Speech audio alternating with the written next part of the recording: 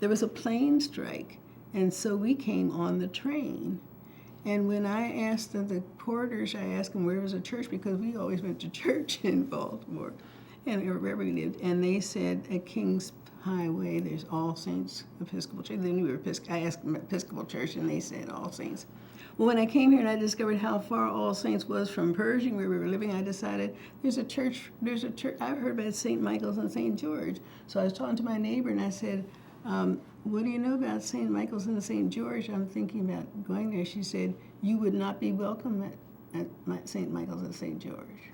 So then I saw this church up here, the Episcopal Church, the Holy Communion, Delmar and Jackson. That's where I've been going for 40 years. I was afraid to go there. I was afraid to even try going there. But I said, if they don't accept me, I'm not going to go to church anymore.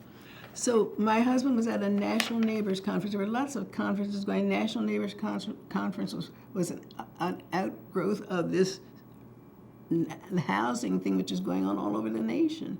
Oh, not all over the nation, but where people are trying to integrate, and when people are trying to get decent housing, I should say. We weren't trying to integrate, and so U City had something like Fair in the Square, only it wasn't called that, and they were having open house at the churches. So my husband was not here, but I took my little 3-year-old daughter as comfort, and I went over to the Church of the Holy Communion and went in there.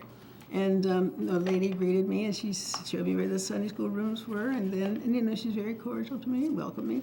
And I stayed with my daughter in Sunday school for a while because, she's a stranger here. Then a few Sundays later, I decided, well, I'll go to church.